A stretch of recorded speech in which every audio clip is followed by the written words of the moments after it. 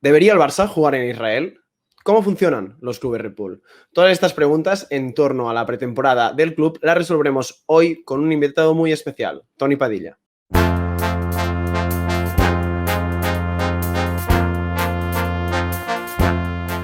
Bona tarda a tothom i benvinguts a l'estadi. Sed todas y todos bienvenidos a otro vídeo del YouTube del Estadio Johan. Hoy estoy aquí con uno de nuestros referentes, Toni Padilla, periodista, historiador, escritor. ¿Cómo estás, Toni? ¿Qué tal, Edu? Muy bien, gracias.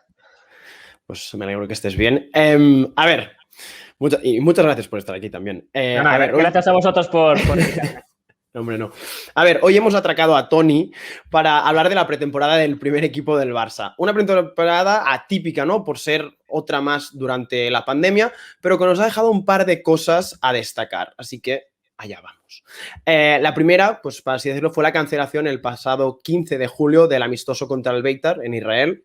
La fecha era el 4 de agosto. Finalmente, debido a la presión política y a la falta de acuerdo entre los dos clubes, el partido no se concretó. Así que para mí de aquí ya sale la primera pregunta. A ver, Toni, ¿debería un club como el Barça, con unos valores a priori tan marcados, jugar un partido en Israel en esta situación? Bueno, depende, es una pregunta muy compleja con muchos matices, ¿no? Depende de qué tipo de partido. Yo creo que no hay que cerrar la puerta a visitar Israel en función de qué estás haciendo. O sea, por ejemplo, si haces un amistoso con un combinado de jugadores de Israel y Palestina, a mí me parecería perfecto que se jugase un partido en Tel Aviv. O incluso me podría parecer muy bien jugar un partido en Israel, no sé, quizás contra un club como el Hapoel de Tel Aviv o el Hapoel de Jerusalén, que son clubes con unos valores marcados. No hay que olvidar que Israel es uno de los países donde hay más aficionados del Barça. Es un país que está absolutamente enamorado del Barça. Solamente hay que ir al Camp Nou, un partido con espectadores, siempre hay banderas de Israel. Un país muy complejo, extremadamente complejo, que estaríamos horas para intentar contar todos sus matices y no lo conseguiríamos, donde hay muchas sensibilidades políticas. Y es cierto que algunas de ellas no encajan mucho seguramente con los valores de los que presume el Barça. Así que no, a mí lo que me parece que iría en contra de los valores del Barça sería el solo hecho de decir que no hay que ir a un país por el solo hecho del país, sino ¿qué forma de hacerlo? ¿No? Recuerdo que hace muchos años el que fue precandidato a la presidencia del Barça, Lluís Bassat, que es judío, él dijo que le habría gustado trabajar en un amistoso por la paz, que implicara jugar partidos tanto en el territorio de la autoridad palestina como en Israel. Se pueden hacer muchísimas cosas, lo importante también es lo que haces. Obviamente este amistoso yo creo que está muy mal planteado. Claro, aquí es donde estaba mal planteado y además porque el rival, ¿no? Quizás no era el más conveniente, ¿no? Que por lo que se cuenta, el Beitar, que era el rival de este amistoso, es un club que vive a las antípodas ideológicamente de lo que es el Barça. Y entonces, más allá de que el entrenador sea Erwin Koeman, el hermano de Ronald, ¿cómo se entiende un amistoso así? O sea, no será que no hay clubes, lo has dicho tú antes. Entonces, ¿por qué contra el Beitar? Por dinero, por dinero, porque el contexto que se tiene que entender es, por culpa de la pandemia, el Barça ha visto como las puertas de entrada de beneficios con las giras quedan cerradas a la posibilidad de ir a Estados Unidos o Asia, que es donde se iba habitualmente. Asia ya sabemos cómo está el tema del coronavirus, como estamos viendo con los Juegos Olímpicos de Tokio, puerta cerrada. Estados Unidos, pese a que el nivel de vacunación es más alto, también quedaba la posibilidad casi cerrada, porque por temas de permiso está muy complicado. Por tanto, te quedabas sin recibir mucho dinero en un momento en que lo necesitas, en las giras, y recibes una oferta de Israel. ¿Por qué el Beitar? ¿Por qué Israel? Pues porque el propietario del Beitar, Moshe Hogg, es un loco del Barça. Lo que decíamos antes es que yo, algunos de los hinchas más apasionados que he conocido en el mundo del Barça son de Israel. Pues el propietario del Beitar, Moshe Hogg, ya antes de ser propietario de este equipo, en Twitter solamente hablaba del Barça. Entonces, como él tiene mucho... Este es un chico muy joven que creó una startup de nuevas tecnologías, se fue a Estados Unidos, a Silicon Valley, triunfó, volvió a Israel forrado, o sea, uno de estos multimillonarios nuevos que en vez de ir con corbata va con zapatillas, y entró en el fútbol y compró el Beitar, provocando ya conflictos con la afición más radical de este club. Entonces, para cerrar un poquito, como él era muy aficionado al Barça, dijo, pues le hizo una oferta al Barça, el Barça la aceptó inicialmente porque está necesitado de dinero, y ahí empezaron las polémicas. ¿Por qué? Porque, como comentaba, sí que es cierto que hay que decir que el Beitar se convirtió en el equipo más popular de Jerusalén, por tanto ya hay muchos aficionados del Beitar que no encajarían en el perfil ideológico de los fundadores del club y de los radicales del club. El Beitar nació dentro de una organización política que tenía como su principal reclamo conseguir la independencia, la creación de un Estado de Israel desde posturas muy, muy, muy de derechas, muy, muy, muy nacionalistas, hasta cierto punto racistas. Los fundadores del Beitar fueron miembros de esta organización, que tuvo incluso un grupo armado. Años 20 iban a la cárcel por cometer atentados terroristas, intentando conseguir la creación de un Estado judío. Era gente que incluso el fundador de esta organización llamada Beitar en los años 20 llegó a coquetear con el fascismo. Hay que entenderlo bien, ¿eh? El fascismo italiano, recordemos que nació sin ser racista. Muchos judíos italianos estuvieron al lado de Mussolini hasta que la influencia de Hitler provocó también leyes raciales, pero para que la gente no se pierda, en 1925 el fascismo era un movimiento de extrema derecha, pero no era racista. Dentro de Italia, o sea, muchos judíos estuvieron ahí. Entonces, los creadores del Beitar decían, los judíos necesitamos un Estado, nos gusta esta idea que tienen de una cosa muy militarizada, muy organizada, muy autoritaria, muy de defender a los nuestros y los otros de fuera no los queremos. Se inspiraron un poquito en todo eso para crear... entonces, el Beitar representa una idea de Israel desde la extrema derecha, del mismo modo que todos los equipos que se llaman Hapoel representan una idea de Israel desde la izquierda, porque el Hapoel quiere decir en hebreo obrero, nació dentro de organizaciones socialistas que tienen una visión obviamente más tolerante y más abierta de cómo tiene que ser Israel. Entonces, el Beitar, con esta significación, más tener sede en Jerusalén, la ciudad santa, tiene unos radicales muy, muy, muy racistas que toda persona que sea árabe o musulmana no la quieren en su club. Y por eso, hasta hace muy poco, ni un jugador musulmán había podido jugar en el club. Y hay incluso esa famosa anécdota de que hay un momento de que se ficha 2 jugadores rusos. Entonces la gente piensa, bueno, son 2 rusos, serán ortodoxos. Y descubrieron que hay chechenos musulmanes. Entonces los aficionados los insultaban y no celebraban sus goles. Pero bueno, este es el Beitar. Claro, es cierto que los valores no serían pues algunos de los que el Barça presume, pese a sí tener algún punto en común, ¿no? Porque al final sí que es cierto que el Barça está muy vinculado a un movimiento nacionalista, en este caso el catalán, pues el Beitar lo está vinculado a un movimiento nacionalista, en este caso el de Israel. Claro. Y es que ahora estás hablando de todo esto y pensaba en que el Barça en 2013, ¿no? Hizo el Tour per la Pau, ¿no? Entre Israel y Palestina. Bueno, fue a visitar a los presidentes. Claro, quizás el amistoso perfecto, lo decías antes, ¿no? Intentar juntar un poco. ¿Cómo sería el amistoso perfecto para ir a Israel y poder hacer algo con un simbolismo de verdad, ¿no? Porque por lo que dices, si hay tanto aficionado del Barça, es importante, ¿no? Que el Barça vaya allí. Sí, yo creo que una idea buena, por ejemplo, es intentar, asumiendo que hagas lo que hagas, vas a ser criticado, porque creo que claro, es uno de los temas más complejos, que además incluso muchísima gente desde la distancia lo siente suyo, ¿no? Es un tema que provoca debates muy, muy, muy subidos de tono. Entonces, la solución ideal seguramente no existe. Pero, por ejemplo, en opciones, tú vas y juegas un amistoso en Tel Aviv contra un combinado de jugadores de la Liga de Israel y juegas un amistoso en Ramallah contra un combinado de jugadores de la Liga Palestina. No estás jugando en Jerusalén, que es ciudad disputada por los dos, y estás jugando en las mismas condiciones en las 2 comunidades. Esa podría ser una opción. Otra opción es sería más complicado a nivel de geopolítica juntar con un combinado de jugadores de Israel y Palestina, ahí sería mucho más complicado. O otra opción, tú vas, por ejemplo, pues juegas un amistoso contra el Maccabi de Tel Aviv, aunque sea un club también más conservador, más nacionalista en Tel Aviv, y juegas algún amistoso también en Palestina contra un equipo palestino. O sea, que poder decir, he tratado igual a las 2 comunidades. Esa podría ser más o menos una opción, aunque hagas lo que hagas, insisto, serías criticado. Por eso seguramente el Barça lo que hace históricamente es casi evitarlo. Pese a tener tantos hinchas ahí, lo tiene más fácil yéndose a jugar a Estados Unidos, a Japón o Qatar, porque te pagan más dinero y porque seguramente, pese a que también todo tiene connotaciones políticas, porque también podemos cuestionar un amistoso en la China, un amistoso en Qatar. Bueno, seguramente, insisto, no, el caso de Israel y Palestina es que todos en nuestro entorno o un servidor mismo puede tener una opinión muy contundente al respecto y es como un conflicto que todos sentimos a flor de piel. Totalmente. Pero bueno, las propuestas a mí me valen. Yo, si eso, siempre hacemos la coña, ¿no? Ya se lo pasaremos al club, un mail a la porta. Mira, hay una propuesta de que podría ser esto. Y bueno, al final, la fecha del 4 de agosto quedó disponible. El partido será uno en Israel. Y como el Barça iba a hacer un mini stage en Alemania, pues solventó no jugar en Israel con un partido contra el Red Bull Salzburg el 4 de agosto.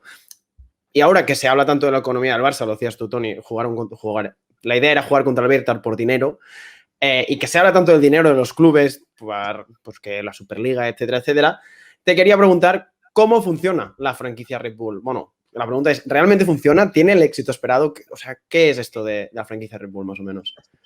Sí que funciona, ¿no? Este es el gran proyecto de Dietrich Mateschitz, que es el fundador de la bebida isotónica Red Bull. En algún momento de nuestra vida todos en alguna discoteca hemos pedido un Red Bull, ¿no? Para que nos quede así poder cerrar el garito. Totalmente. Esta marca es austríaca, tiene su sede en la ciudad natal de Mateschitz, que es Salzburgo.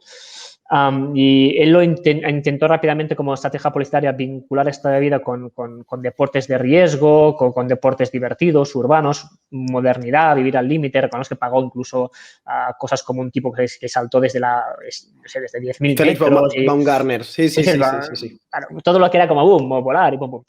Pero bueno, la gran polémica fue cuando entró en el fútbol, porque lo que hizo es comprar el equipo de fútbol de su ciudad, de Salzburgo, el Austria Salzburgo, que ha sido también conocido como Casino Salzburg por motivos de publicidad, que había sufrido una bancarrota, y lo cambió todo, cambió el escudo, cambió los colores históricos del club eran violeta, puso los colores de la bebida isotónica, claro, rojo y blanco, el escudo, los toros de la bebida, cambió el nombre, Red Bull, cambió el estadio, todo, y provocó una división muy fuerte en la ciudad entre los que decían, oye, el club está mal y se tiene que refundar en tercera, este señor lo sabe y lo deja en primera. Y los que decían, no es bueno que una marca privada compre y ponga sus símbolos en un club, que el club debería representar a toda la ciudad, y por eso se provocó una escisión. Y muchos socios crearon un Austria Salzburgo que ha llegado hasta segunda, aunque bajó a tercera, y ha jugado algunos derbis muy subidos de tono con el filial del Salzburgo. Ha funcionado, han ganado la liga, han creado un fútbol base maravilloso. La mayor parte de la afición de Salzburgo ha acabado sumándose al carro. El estadio siempre está lleno, incluso muchos críticos lo han comprado, pero sí que es cierto que luego ha redoblado la apuesta con la expansión de la marca internacional, ¿no? La creación de equipos en Brasil. Ahora mismo el equipo que tienen en Brasil está segundo en la liga y está compitiendo en la Copa Sudamericana. O sea, el Bragantino ha llegado ya a un nivel muy alto. Un equipo en Estados Unidos, el Red Bull de Nueva York, un equipo en Ghana también. Y sobre todo el aterrizaje en Alemania, del que provocó esa gran polémica por si incumplía o no la normativa, haciendo trampas, triquiñuelas, ¿no? Con la llegada a Leipzig. Es un modelo que obviamente está muy alejado de lo que es el modelo alemán, donde los socios tienen que tener el control del club. Aquí se hizo un punto de trampa para permitir que parezca que así fuera, pero obviamente el control lo tiene en todo momento la marca Red Bull, que nos lleva pues un poquito pues a explicarnos, a generar debates morales. Es como siempre, yo creo que en función de la opinión que tenga la persona que nos está escuchando de cómo tiene que organizarse la economía, tendrá una opinión más positiva, más negativa del proyecto del Red Bull. Mucha gente le parecerá de acuerdo. Yo en este caso soy crítico porque no me gusta una sociedad en que los ricos cada vez son más ricos y se lo tienen todo, 4 nombres, y me gusta algo más plural. Y es que la idea un poquito es esta, ¿no? Como el grupo del City. Si un mismo grupo empresarial ya tiene 4 o 5 clubes más, los ricos son más ricos y los pobres son más pobres. Entonces, a mí no me gusta. Me gustaría un fútbol un pelín más democrático, aunque admito que es un modelo de éxito. Pero no, claro, todos los modelos de éxito te van a gustar, ¿no? También Amazon es un modelo de éxito. Totalmente. Y a mí me repugna. No, totalmente. O sea, que tenga éxito no quiere decir que te tengan que agradar. Es totalmente. A ver, por partes, porque te quería preguntar por lo del 50+1, ¿no? Si alguien no sabe cómo funciona, bueno, porque se ha hablado, ¿no? Que hubo polémica en Alemania, esto de la propiedad de los clubes en Alemania. O sea, cuéntanos un poco esto del 50+1 y la polémica en sí en Leipzig. Sí, en Alemania la ley dice que los clubes deportivos profesionales que lleguen tienen que el 50+1 de las acciones tienen que ser propiedad o controladas por los aficionados, o sea, por una asociación legal en que los socios, un poquito parecido a la asamblea del Barça, tengan derecho a voto. Entonces, eso permite encontrar un modelo híbrido, que los clubes sean en parte un poquito como el Barça, porque más del 50% de las acciones las controla una asociación que son controladas por los aficionados, por los socios que tienen derecho a voto, pero a la vez permite la entrada de capital privado para garantizar el músculo económico. El gran ejemplo es el Bayern de Múnich. El 51% de las acciones son controladas por los socios del Bayern de Múnich, que pueden decidir, por tanto, a quién le dan el control del club, pero han permitido la entrada de 3 grandes empresas, que en este caso han tenido la sensibilidad de que sean empresas alemanas, bávaras, locales, pero gigantes, Allianz, Audi y Adidas, 3 gigantes, pero monstruos, que te permite que te entre dinero sin perder el control tú. Entonces, este es el modelo que permite, es un modelo híbrido muy interesante en que los clubes se garantiza que los aficionados aún tengan derecho a voto. Hay excepciones, que son los clubes que ya nacieron dentro de empresas privadas y tienen una conexión histórica. El Bayer Leverkusen lo fundan los obreros de la farmacéutica Leverkusen en la cadena de montaje. Entonces, se le permite. Wolfsburgo es propiedad de Volkswagen por lo mismo. Los jugadores de la fábrica de Wolfsburgo jugaban a fútbol y el propietario dijo, bueno, pues os pongo un dinerito, ya nació vinculado. O sea, hay algunas excepciones, el Wolfsburgo, el Bayer Leverkusen. Y bueno, el Leipzig, Ciudad del Este, había tenido equipos muy importantes, sobre todo el Lokomotiv, también está el Chemnitzer, pero bueno, no tenía un equipo grande en primera. Lo que hizo, se cuenta, el grupo Red Bull fue a hablar con Franz Beckenbauer, que les dijo, os aconsejo Leipzig como plaza, porque es una ciudad histórica muy importante, que está un poquito huérfana de equipo en la élite, porque sus equipos históricos andan perdidos en tercera o cuarta división, y hicieron un poquito de triquiñuelas legales para garantizar que cumplían con la norma. Y se saltaron esta norma, luego también se saltaron la norma de la UEFA que dice que técnicamente 2 equipos propiedad del mismo propietario no pueden competir en la misma competición. Y Leipzig y Salzburgo lo hicieron en la Champions porque legalmente son, claro. Red Bull no es propietario del Leipzig y por eso oficialmente el nombre es RB Leipzig y cuando les preguntan dicen RB es Red Bull, dicen no, es Rasenballsport. Vale. Que se ve como otro nombre en alemán, como Sociedad Balompédica Leipzig. Han aprovechado el juego de palabras. Es que estas triquiñuelas de las élites económicas son todo un tema. Pero bueno, ya que estamos en el 50+1, se ha hablado mucho de este tema. Y entonces mi pregunta también sería, ¿esto podría ser viable? Ahora que la economía del Barça está tan como está, ¿esto sería viable aquí? ¿Sería viable en el Barça? ¿Funcionaría en España? Bueno, debería hablar más supongo, con expertos en cuestiones jurídicas, en la ley del deporte, a ver si la ley del deporte lo incluye o no. Sabemos que la ley del deporte en España, a la última modificación importante, inicios en los 90, obligaba a que las sociedades fuesen sociedades anónimas deportivas, pero permitía las excepciones de Barça, Athletic Club de Bilbao, Osasuna y Real Madrid. Entiendo que implicaría modificación de esto para encontrar esa figura híbrida. Bueno, es una posibilidad. A mí no me gusta.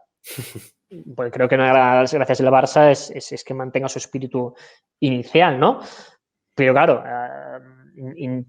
entiendo entiendo. El gran debate ahora mismo encima de la mesa, aunque a veces no es el elefante que está en la habitación, del que a veces que nadie quiere hablar, pero que está ahí, y cuando hablas con personas de la actual directiva, de la anterior directiva, de candidaturas, todo el mundo lo dice, es si en este mundo tan competitivo actual, el modelo de propiedad del Barça a veces es un problema que no permite que el club sea gestionado de la mejor forma. Porque al final, quien toma las decisiones importantes son personas que oficialmente no tienen sueldo y por tanto tienen que tener otro trabajo para llegar a final de mes. Que problemas no tienen porque como avalan se demuestra que es gente con dinero, pero al final es gente que tiene otra empresa y en su tiempo libre se dedica a gestionar el Barça, que es un modelo, aunque obviamente, insisto, que van siendo personas con grandes empresas que pueden delegar y se pueden tratar con el Barça lo que queramos. Oficialmente no es un modelo tan diferente al de cualquier club de barrio que el propietario es el señor que gestiona un restaurante y que en su tiempo libre se va luego a encargarse de que alguien haya regado el campo. Pues totalmente. Sería un poquito... El debate es ese. Entonces, todo el mundo... Es como si oficialmente, públicamente, nadie admite que el Barça a veces juega en inferioridad numérica, en este caso, pero todos por detrás admiten que a veces puede ser un problema porque es un modelo un pelín curioso. El más bonito, pero también que plantea muchos retos. Otro reto, obviamente, y lo hemos visto con la gestión de Bartomeu, es que el directivo no gestiona su dinero. Claro, si yo es mi dinero, soy muy cauto, pero si me da... Claro, es diferente. Gestiona 500 kilos de presupuesto. No es mío. No, pues sí. Venga, pues bueno, ficho a este 200 kilos, comisiona a este, pum, pum. La tentación en un contexto de vacas gordas es tremendo, porque mientras tú no cierres con pérdidas en el mandato que te obliga a hablar a ti, puedes ir gastando. Venga, pum, pum. Entonces, insisto, el modelo del Barça es muy bonito, pero no es perfecto porque la perfección en el deporte no existe y plantea unos retos que seguramente estarán encima de la mesa los próximos años. Seguro. Y hablando de, has dicho esto, ¿no? Que el Barça, nadie lo asume o nadie lo dice en voz alta, pero bueno, está jugando una inferioridad. Vuelvo a los Red Bull y al Group City. ¿Cómo podemos diferenciar estos clubes franquicia o este club franquicia al Group City, ¿no? Que es un club estado? O sea, ¿qué diferencia hay si las hay? O sea... La diferencia es que en el caso de Red Bull es la buena gestión de un empresario privado, de un grupo privado, y en el otro caso es lo que creo que fue Bartomeu que lo acuñó, creo con gracia, los clubes de Estado, que en este caso la economía que sustenta a estos grupos es una economía de un Estado, en este caso Estados además, con ciertas carencias democráticas, que han decidido utilizar el deporte para su promoción internacional, para reforzar su marca, para crear más contactos y que, por tanto, buscan siempre las fórmulas, jugando también con las triquiñuelas legales que luego la FIFA, la UEFA, pues intenta investigar, pero no se atreve a perseguir, de que siempre tendrán un apoyo económico de un país que tiene grandes beneficios gracias a los recursos naturales. Entonces, claro, estás jugando con las cartas marcadas, hay unos beneficios que una seguridad que es diferente, ¿no? Porque al final si es un proyecto de Estado y el Estado todo siempre detrás hay una familia real que todo queda en casa y que por tanto poco debate hay, pues obviamente plantea una cuestión muy alejada de lo que decíamos al inicio, ¿no? De modelos de club donde los propietarios son los aficionados. Aquí es todo lo contrario. Al final si tú sigues el hilo, al final detrás del PSG, detrás del City, quien manda es un jeque. Claro, al final es el más rico de los más ricos está al frente de un club como estos. Pues bueno, con estos apuntes de las franquicias Red Bull, de la pretemporada, terminamos aquí. Toni, muchas gracias por haberte pasado por el Estadi. Espero que te lo hayas pasado bien. Sí. La verdad es que sí. Es una charla muy, muy interesante.